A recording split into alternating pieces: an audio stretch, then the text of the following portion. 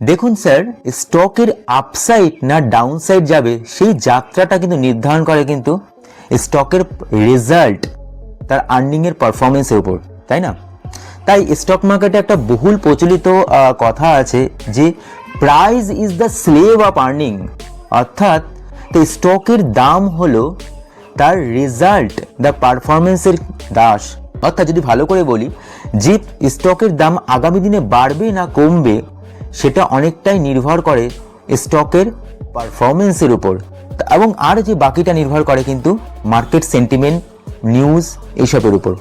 তো মোদ্দা কথা, যদি স্টক থেকে আমরা যদি গুড প্রফিট করতে হয় তার জন্য আমাদের স্টক সিলেকশনটা খুবই গুরুত্বপূর্ণ, এবং সেই কোয়ালিটি স্টক সিলেকশনের জন্য আমাদের কিন্তু স্টকের পারফরমেন্স প্যারামিটার কিন্তু খুবই গুরুত্বপূর্ণ।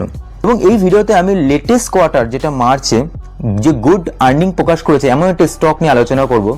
বাই দ্য ওয়ে, এটা কিন্তু কোনো বাইং বা সেলিং রেকমেন্ডেশন না, প্লিজ। এখানে আমার উদ্দেশ্য হলো যে আমরা কিন্তু সবাই সেলফ ইন্ডিপেন্ডেন্ট হব।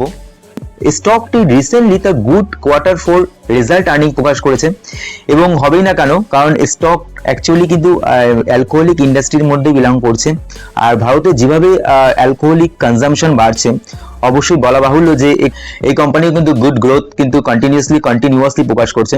অ্যালকোহলিক ইন্ডাস্ট্রিতে এই কোম্পানির খুবই নাম আছে, নাম হচ্ছে রেডিকো খেতান, এবং মেনলি যে রাম, উইস্কি, এই যে পপুলার ব্র্যান্ডগুলো এই কোম্পানিরই।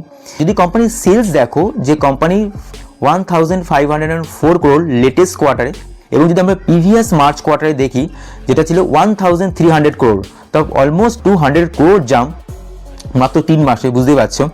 এবং যদি আমরা সেলস গ্রোথও দেখি তাহলে দেখতে পাবে 15% কিন্তু জাম্প হয়েছে, ওকে, ইয়ার অন ইয়ার। যদি মার্জিন দেখো, কোম্পানি কিন্তু 19% margin, okay, that is continuously increasing কিন্তু।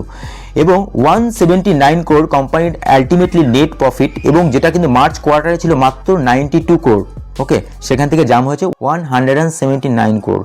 কোম্পানির যদি আমরা শেয়ার হোল্ডিং প্যাটার্নটা দেখি, প্রোমোটারের কাছে 40% আছে, এফআই কিন্তু ডিক্রিজ করেছে, বাট ডিআই কিন্তু এখানে ইনক্রিজ করেছে অলমোস্ট 3%-এর কাছাকাছি, ওকে। পাবলিকের কাছে আছে মাত্র 14.8%, তার মানে স্ট্রং হ্যান্ডের কাছে কিন্তু বাকি কিন্তু বলা যায় যে 86% কিন্তু আছে। That's a very good part. Market cap 46,571 crore, এবং স্টকটি 75, যেটা ইন্ডাস্ট্রি পিট থেকে অনেকটাই বেশি হাই ভ্যালুয়েশনে ট্রেড করছে, বিকজ অফ যে কোম্পানি কিন্তু হাই গ্রোথ, ওকে, এবং আরওসি এবং আরও ভেরি গুড, কোনো প্লেস নেই, debt to equity very nominal. Company mainly কিন্তু most recognised Indian foreign liquor brand manufacture এবং সেল করে, ওকে। তো স্টকের যদি আমরা টেকনিক্যালস দেখি তাহলে দেখতে পাবে যে স্টক কিন্তু ক্লিয়ারলি দেখতে পাচ্ছ যে আপ ট্রেন্ড, এবং এই আপ ট্রেন্ডের অবশ্যই কিন্তু অবদান আছে যারা অ্যালকোহলিক পান করে, তাদের কিন্তু কন্ট্রিবিউশনের জন্যই কিন্তু তারা কনজাম্পশন করছে বলেই কিন্তু স্টকের কিন্তু বিজনেস বাড়ছে এবং আপ ট্রেন্ড।